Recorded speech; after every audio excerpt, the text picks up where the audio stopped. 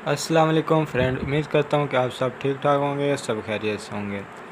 तो आज जो मेरे पास बॉक्स है वो गैलेक्सी का मॉडल है। तो इसकी प्रॉब्लम क्या है कि ये ऑन नहीं हो रहा। तो सबसे पहले मैं इसकी सप्लाई इसमें चेक कर लेता हूँ। तो कुछ फॉल्ट इसकी सप्लाई में भी आ रहा है, तो इसकी सबसे पहले हम सप्लाई इसकी क्लियर करेंगे और उसके बाद हम इसका आगे वाला जो प्रॉब्लम है वो सॉल्व करने की कोशिश करेंगे। तो यहाँ पे हमें देखिएगा कि हमें यहाँ पे वोल्टेज पूरे नहीं मिल रहे।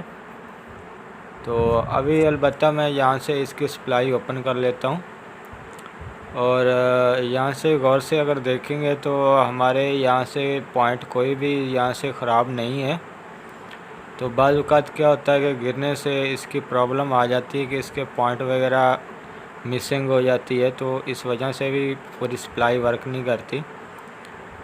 तो अलबत्ता यहाँ पे मुझे थोड़ा सा डाउट लग रहा है, यहाँ पे एक कैपेसिटर है जो कि लूज़ है, तो मैं इसको भी रीसोल्ड कर लूँगा। तो इसके बाद एक और कैपेसिटर मुझे नज़र आया है जो कि वो थोड़ा सा ख़राब लग रहा है। तो बाज़ औक़ात ऐसा होता है कि कैपेसिटर, ये देख लीजिए जो बड़ा कैपेसिटर है इसमें लगा हुआ, तो बाज़ औक़ात ऐसा होता है कि कैपेसिटर ख़राब हो जाता है या फूल जाता है, तो उससे भी हमारे वोल्टेज में बहुत फ़र्क नज़र आता है। तो वो कैपेसिटर सही से स्टोरेज नहीं करता, तो इस वजह से उसके जो वोल्टेज हमें चाहिए होते हैं तो उसके वोल्टेज नहीं मुकम्मल बनते। तो अगर वोल्टेज आ रहे हों तो एम्पेयर नहीं पूरे होते। तो ये वाला कैपेसिटर है, तो ये वाला मैं कैपेसिटर इसमें रिप्लेस करूँगा। तो इसके मुताबिक जो कैपेसिटर है हमें यहाँ पे 16 वोल्ट 25 वोल्ट का तकरीबन यहाँ पे यूज़ होता है। तो बाकी यूएफ अलग होता है हर कैपेसिटर के हिसाब से। तो ये वाला मैं यहाँ पे कैपेसिटर यूज़ करने वाला हूँ।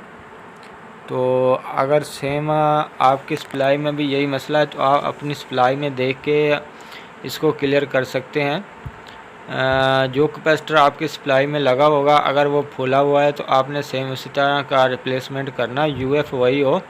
बाकी अगर वोल्टेज 16 या 25 हो तो कोई फ़र्क नहीं पड़ता। तो सिंपली मैं इसको रिप्लेसमेंट कर लेता हूँ।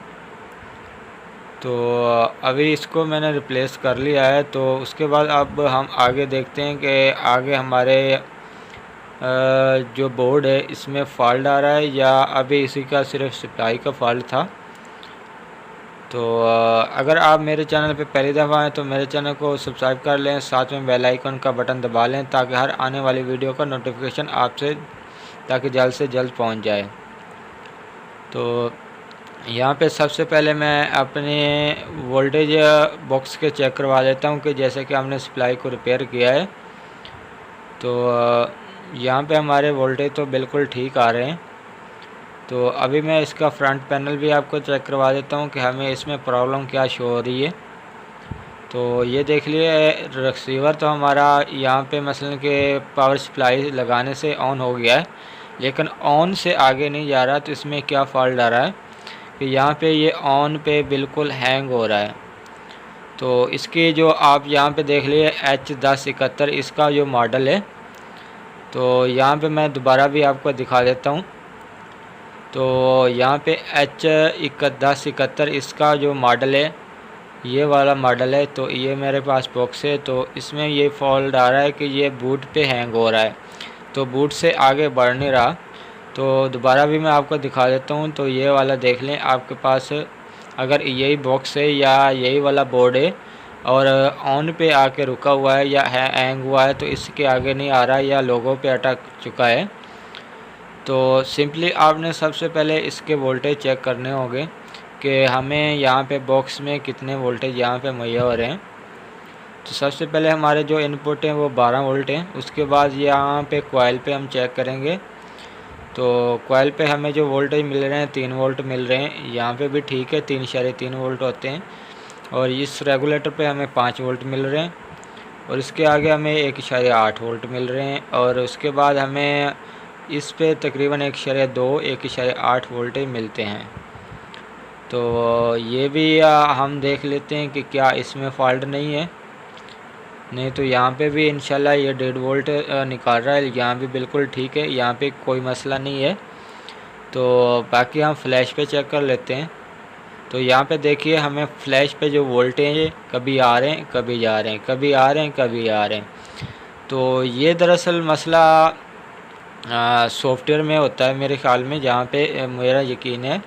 तो बाकी 7 नंबर पिन, 8 नंबर पिन और 3 नंबर पे वोल्टेज बिल्कुल ठीक है। और जो 8 नंबर है वे ये जब हम सॉफ्टवेयर को ऑन करते हैं तो उसके बाद ये हमें 8 वोल्ट या 3.3 वोल्ट तक हमें यहाँ पे मिल जाते हैं। तो यहाँ पे आप देखिए कि ये हमें वोल्टेज कभी कम कभी ज़्यादा बता रहा है, ऐसे भी हमारी गर्म नहीं हो रही। तो सिंपली क्या करना चाहिए, सबसे पहले आपको अगर इसी तरह का प्रॉब्लम आपके साथ आ जाए तो मेरे पास एक और फ्लैश है सेम इसी तरह की, मैंने राइट की हुई है। तो अगर आपके पास ये बॉक्स है ना तो आप इसका सॉफ्टवेयर डाउनलोड कर लें, या अगर आपके पास होगा तो आपने इस फ्लैश को सिर्फ उतार लेना, इसको आपने इसमें सॉफ्टवेयर नहीं करना। तो सिंपली आपने एक और फ्लैश ले लेनी है, तो वो फ्लैश आपने यहाँ पे नहीं लगा देनी है। बाज़ औक़ात ऐसा होता है कि फ़्लैश भी हमारी ख़राब हो सकती है, तो आपने इसको अरेज़ नहीं करना। सिंपली आपने क्या करना है कि इसको ऐसे ही उठा लेना है और उसके बाद आपने नई वाली जो फ़्लैश राइट की है सेम टू सेम इसी का जो मॉडल है, इसी का जो नंबर है, इसका सॉफ्टवेयर, तो वो आपने अच्छे से लगा लेनी है। और लगाने के बाद आपने फिर वोल्टेज चेक करने, अगर आपके वोल्टेज ऑन होने के बाद एक तरह रुक गए तो समझे आपकी फ़्लैश बिल्कुल ठीक है।